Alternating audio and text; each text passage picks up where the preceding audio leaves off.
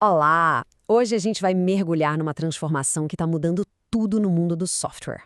Estamos deixando para trás as ferramentas passivas de sempre para entrar numa nova era, uma era de parceiros digitais que realmente pensam e evoluem com a gente. Vamos lá? Já parou para pensar nisso? A gente usa programas super complexos, poderosíssimos, mas no fim do dia eles só ficam lá parados esperando a gente clicar em alguma coisa. Eles não aprendem de verdade, não se adaptam, muito menos tomam alguma iniciativa. É uma frustração que está ali, no fundo, mesmo que a gente não perceba sempre. E a raiz do problema está aí. Faz meio século que o modelo é exatamente o mesmo. Pessoas criam o software, os computadores executam. O programa é uma peça estática, uma lista de instruções que foi escrita antes e que não consegue, de jeito nenhum, ir além daquilo que foi programado. E aí que está o ponto. Mesmo com essa explosão toda de inteligência artificial, a arquitetura fundamental dos programas não mudou. A gente tem chatbots, automações incríveis, mas eles continuam presos, trancados, dentro dos limites de uma aplicação estática. A inteligência está lá, confinada, sem poder nenhum de modificar a própria prisão onde ela vive. Então, vamos dar um nome para isso: a prisão estática do software. Essa barreira que hoje nos impede de aproveitar o verdadeiro potencial da computação, que já nasce inteligente, nativa de IA. E a diferença, quando a gente compara, é gritante. A gente deixa de ter uma ferramenta passiva para ter um parceiro de verdade, um parceiro inteligente. Sai de um artefato estático para ter um colega de equipe que está sempre evoluindo. O desenvolvimento deixa de ser pré-programado e vira um processo de autoconstrução. E a interface, que antes era fixa, engessada, agora se adapta, evolui. É uma virada de chave completa no paradigma. É exatamente essa a transição que propõe a solução. A gente precisa começar a enxergar o software não mais como uma ferramenta que a gente opera, mas sim como um colega de equipe com quem a gente colabora de verdade. E aqui está a definição mais formal disso. Uma aplicação viva, ou LAP, é um software que tem a capacidade de se modificar. Ele aprende, evolui e se adapta de forma ativa, com base em como a gente interage com ele. A IA não é mais só um recurso dentro do app, ela é a aplicação. Mas o que, na prática, define uma app?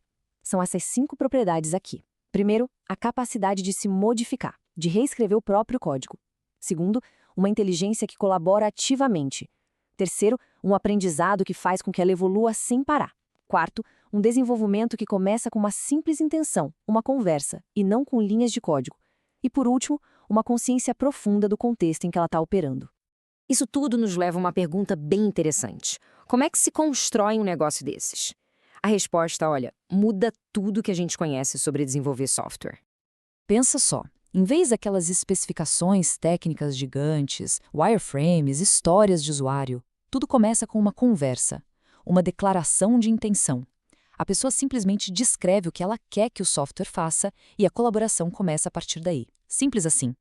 E esse processo de crescimento é totalmente evolutivo. Começa com a intenção, aí uma estrutura básica, um esqueleto já aparece, conforme a interação acontece, os recursos principais vão se desenvolvendo, em algum momento se chega a um produto mínimo viável, um MVP, mas a evolução não para, de jeito nenhum.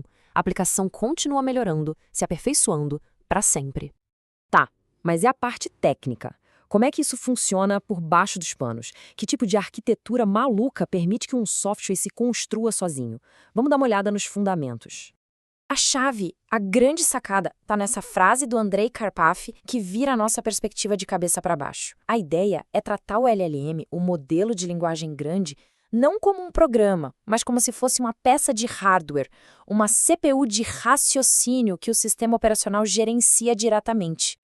Isso reformula completamente os problemas clássicos de um sistema operacional. Gerenciar recursos não é mais sobre ciclos de CPU e memória, e sim sobre gerenciar janelas de contexto e inferência. Segurança não é mais só isolar processos, é isolar agentes em sandboxes. E os serviços do sistema evoluem para oferecer coisas como chamada de ferramentas e memória para esses agentes. O roteiro para tornar isso uma realidade é simplesmente fascinante. Começa hoje, com uma base mais simples, e vai evoluindo em estágios até chegar num ecossistema totalmente autônomo, onde as aplicações vão poder criar outras aplicações num ciclo de inovação que nunca para. Para deixar isso tudo mais concreto, vamos imaginar um exemplo. Pensa no Project Maestro. Ele não nasce como um software de gestão de projetos gigante e complexo. Não. Ele começa como uma ideia, talvez uma simples lista de tarefas. E com o tempo, com a colaboração, ele se transforma em algo muito, mas muito mais poderoso. Ele começa a aprender com os documentos, com os chats da equipe, a coordenar tarefas e, o mais incrível, ele redesenha a própria interface para se adaptar ao jeito que a equipe trabalha. Ele evolui junto com o projeto. Mas essa tecnologia toda não é só uma melhoria do que a gente já tem. Ela é construída em cima de uma visão filosófica bem profunda sobre o que significa existir no mundo digital. É sobre criar um verdadeiro universo para esses novos seres. O primeiro pilar dessa filosofia é o Qin, a computação viva. Isso quer dizer definir o que é um ser digital. Ele precisa ter uma identidade, que seria como uma alma, uma capacidade de pensar, um cérebro, e a habilidade de agir no mundo, um corpo. O segundo pilar é o onde, a computação espacial. Hoje, os agentes de IA não têm um lugar, eles simplesmente aparecem do nada e depois somem. A computação espacial dá a eles um lugar para existir, um lar digital. Isso dá contexto, dignidade e a chance de formar uma comunidade. E o terceiro e último pilar é o quando, a computação temporal. Isso dá aos seres digitais uma linha do tempo, uma história. Permite que a realidade seja, digamos, ramificada, para fazer experimentos de forma segura, sem o medo de quebrar o presente. E aqui tudo se junta. Esses três pilares, quem, onde e quando, criam a estrutura para uma realidade digital completa. É muito parecido com a forma como os seres biológicos existem, na matéria, que é o quem, no espaço, o onde, e no tempo, o quando. A consequência natural disso tudo é o que a gente pode chamar de metaverso de agentes. E é super importante entender. Não estamos falando de um jogo ou de realidade virtual com óculos 3D.